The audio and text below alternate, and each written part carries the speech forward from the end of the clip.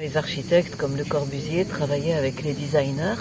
Le but c'était de solidariser l'objet avec la structure architecturale. Et on s'aperçoit aussi qu'il y a un rapport avec le corps. Il y a ce fauteuil par exemple qui était fabriqué à base de roulements à billes et qui épousait les mouvements du corps. Et la question qu'on peut quand même se poser, c'est s'il n'y avait pas déjà un début de fusion entre le corps et l'objet. Ça réfléchit à l'ergonomie et le mouvement du corps. Charlotte Perriand, elle a créé un transat, où en fait la position du corps influe sur la position du transat. Et on est vraiment sur les balbutiements de ces choses-là. Là, vous avez un siège qui est pliant. Jean Prouvé a remarqué que souvent les gens, quand ils s'assoient sur des chaises, ils basculent. Elle a fait en sorte de renforcer le bas pour pouvoir que le fauteuil bascule sans que ça casse. D'accord. Voilà, lui, il a pensé à ça. Vous avez une chaise qui en fait est en bascule avec des roulements à billes. Selon comment vous avez envie d'être, elle se relève ou elle se baisse, le mouvement. Moi, ça m'a mise assez mal à l'aise finalement. Cet accent qui est porté sur l'aspect fonctionnel des objets par rapport au corps.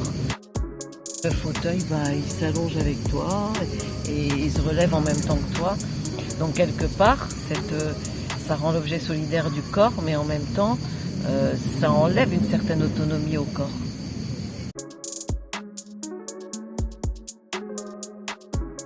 Et qu'est-ce qui a déclenché ce mouvement? C'est quel besoin? C'était La guerre. C'est la guerre. Ah oui, on est sorti de la guerre en fait. Et il y a besoin d'un renouveau. Et vous savez, vous avez eu la première crise industrielle, la première évolution industrielle avec les machines, construction en chaîne, la chaîne en masse, etc. Sauf que ça s'est arrêté avec la Première Guerre mondiale. Et au moment de la Deuxième Guerre mondiale, il fallait reconstruire, il fallait refaire. Les gens avaient besoin de bien-être. C'est la période des années folles. Tout est orienté autour du bien-être. Suite à la guerre, on a envie de se retrouver. En même temps, c'est très structuré. C'est-à-dire que je vois une libération, je vois aussi une restructuration avec les contraintes. C'est la structuration implique. On donne des meubles pour que le corps se balance. Vous voyez ce que je veux dire? On dit presque aux gens quoi faire, tellement le trauma de la guerre a dû déstructurer. C'est comme ça que je le ressens.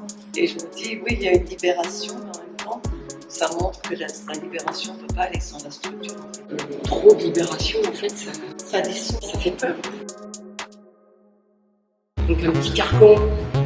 Et c'est ce que je me suis dit avec Le Corbusier. Il redonne une niche. Oui, même si c'est du béton.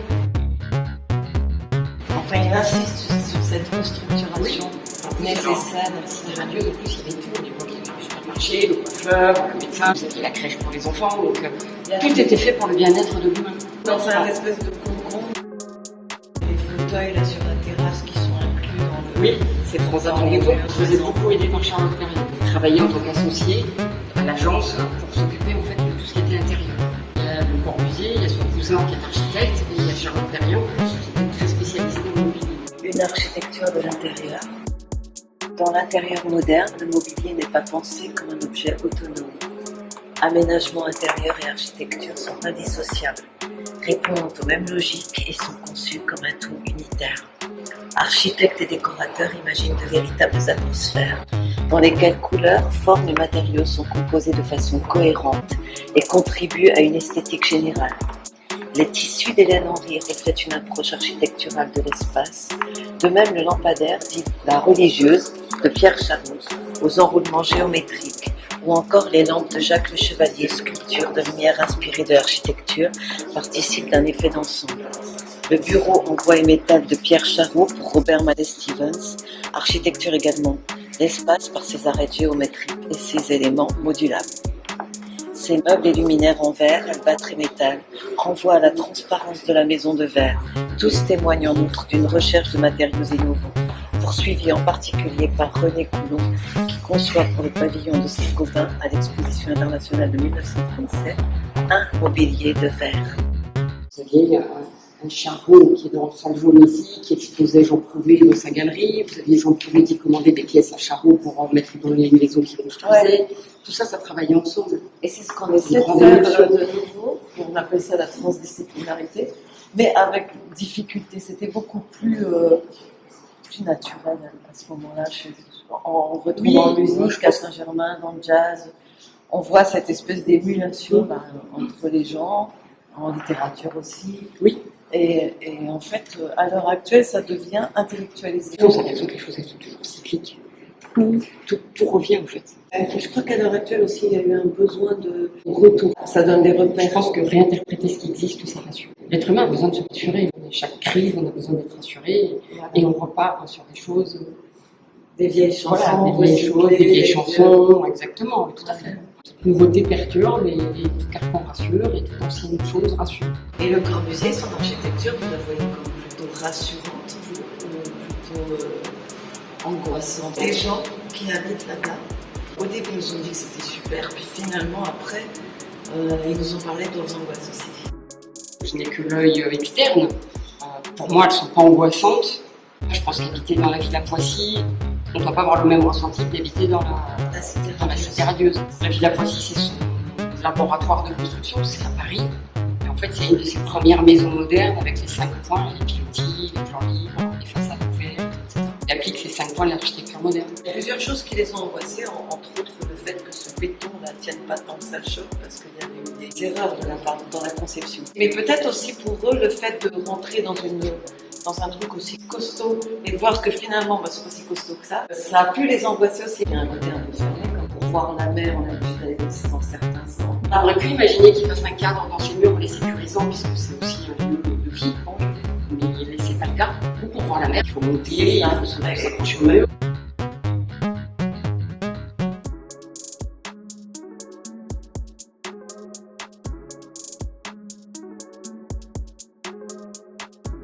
Mais en même temps, ce qui est assez impressionnant, c'est quand on va à la cité radieuse de Le Corbusier, on a l'impression d'être dans un camp quand même. C'est un camp, je te le dis, moi, ici. Il manque des miradors. On a foutu les gens dans les bâtiments pour qu'ils aient leur commerce, leur alimentation, leur boulangerie. En attendant, ils sortent pas, ils conquièrent pas le monde.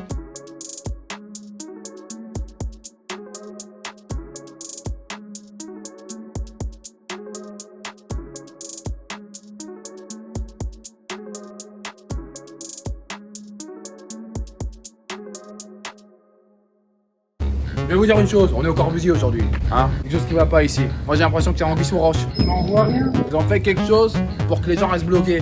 Moi je vous le dis, c'était prévu. C'était prévu et bien avant que ce que vous pensez. T'as vu un tas de blocs de béton. Alors bon, déjà pour moi c'est significatif, des blocs de béton.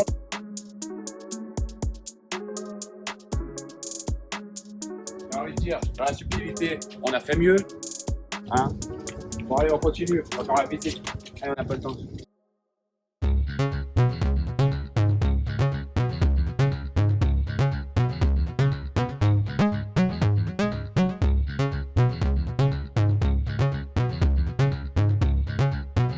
Ryan, retour vers le futur. Qu'est-ce que je viens de dire? Retour vers le futur. Si c'est pas symbolique.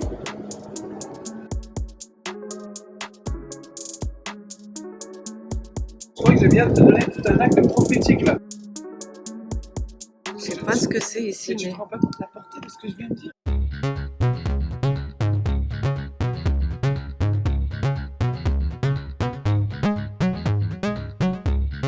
Plutôt prophétique, hein, parce que bon, le passé mélangé au transhumanisme. Jean Prouvé explique qu'en fait le Corbusier il a fait comme une caisse à bouteilles. Sa cité c'est des cellules mises l'une sur l'autre. Et on fait vite, on fait pas cher, on innove et pour le plus grand nombre. Il y avait énormément besoin de ces reconstructions rapides, pas chères.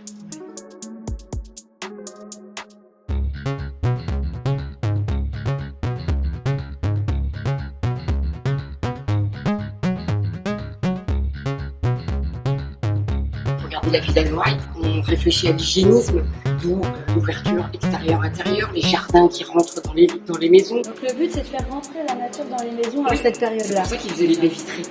tout ça, c'est toute cette notion-là, le sport, le bien manger, etc. Ça, c'est une autre couche de la société qui peut se le permettre. Et par corrélation, les progrès qu'on va faire grâce à ces gens qui ont de l'argent et qui permettent d'innover vont redescendre sur les autres populations.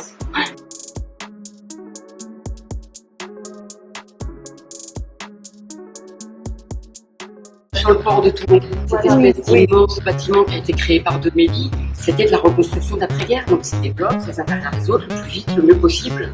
L'idée, elle était là, c'était de faire vite, bien. Avant, il y avait tous ces immeubles devant qui a été complètement rasés par la guerre. Toute la ville de Toulon, vous connaissez un peu le centre de Toulon, tous ces petits bâtiments, tous ces petits immeubles bien collés. Oui. Toute la ville de Toulon, c'était ça.